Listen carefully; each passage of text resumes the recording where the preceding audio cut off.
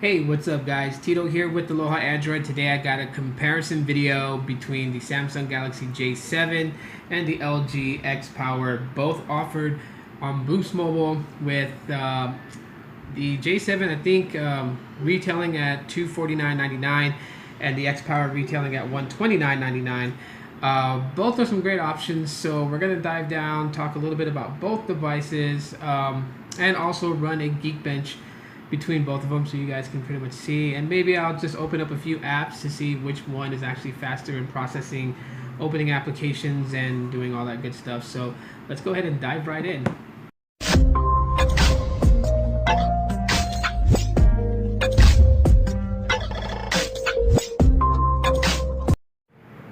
Okay, so here we go. We have both devices side by side with each other.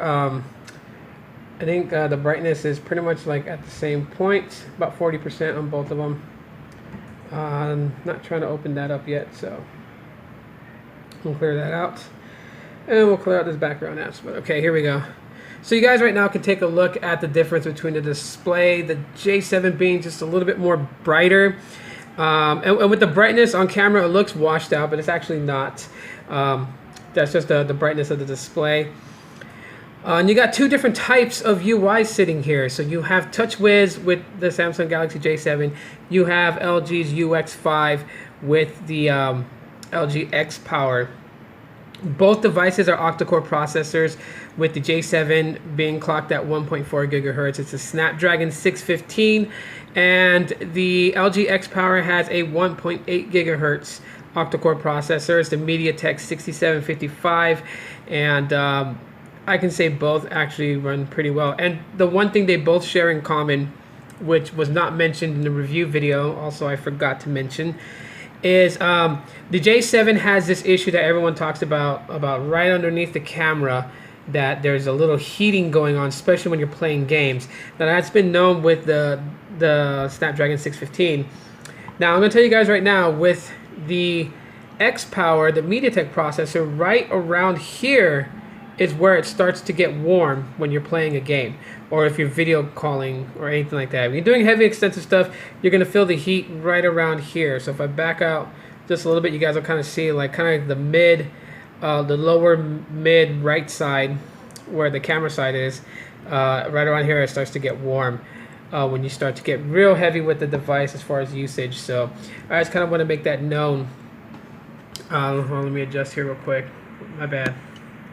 Okay, so besides that, 5.5 inch display on the Samsung Galaxy J7, 5.3 inch display on the LG X Power. So not really too off as far as screen size, but when it comes to holding the devices in the hand, the X Power is more comfortable to hold than the J7. The J7 actually being a bit wider, actually. Let's kind of put these guys together. And you can see that the J7 is slightly wider, not by much. I'm trying to keep it as still as possible, as you guys can see right there. Not by much, but you could definitely feel it in hand. The J7 is wider, but the J7 and the X Power, they're about the same as far as in weight, but the J7 is slightly heavier than the X Power is. Both are built directly out of plastic, so. Let's go ahead and power on the screens, and we're going to close out all the background apps and open up apps at the same time. So let's kind of clear out some stuff. And so let's start off with Facebook. 1, 2, 3, go. There we go. So we'll kind of go back. Let's see, let's start off, well, let's go with Twitter. 1, 2, 3, go. Okay, so the X Power kind of takes that one. Let's go with Google Plus. 1, 2, 3, go.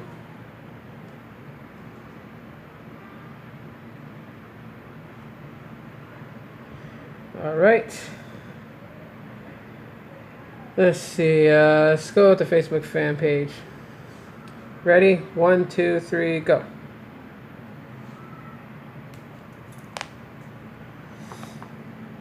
So the X Power is kind of taking it. Let's see. Let's go with.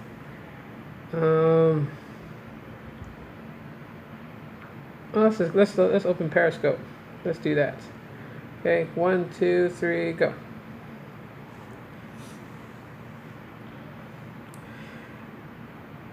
So you can see that the X Power kind of slightly has the edge over the J7, even though both of them are octa-core processors, and even though, yes, the X Power is clocked at 1.8 gigahertz. You know, MediaTek processors haven't been known to be the best all the time. So, okay, we have about the same amount of apps opened up. So what we're going to do now is we're going to run a Geekbench. And let's go ahead and accept. And there we go. So let's run right now. And yeah, so we'll just pretty much like let this go and just talk a little bit about both devices. So a lot of the strong points for the J7 basically will be, one, you know, it is a Samsung. So if you're a person who's always enjoyed a Samsung device, you're not going to have any issues here. You know, TouchWiz is much more smoother. They have fixed a lot of the issues with TouchWiz, I feel. So TouchWiz has been kind of like brought down a little bit, but the cameras is going to be something that's a very positive point with the J7. The J7 having excellent cameras in low lighting. Literally, you can get some really good shots with the cameras on this phone in low lighting, and that's not even using the LED front-facing flash. That is technically just the phone itself. The cameras is really good on it. Now, it's not to say that the X-Power's cameras is not all that good. The X-Power's cameras is phenomenally good for what it is. 5 megapixel with an 8 megapixel rear. The 8 megapixel on the rear of the X-Power can pretty much hold its own against the 13 megapixel camera on the J7. That being said, now battery life, obviously you know the X-Power is going to take that. So the X-Power pretty much does really good in battery life, and the J7 used to do pretty good with battery when I first got it, but after some time, it just seems like the battery got worse and worse and worse. Sometimes I have to charge it twice a day. So anyways, yeah, so let's go ahead and jump forward. We'll fast forward over till these benchmark scores are done.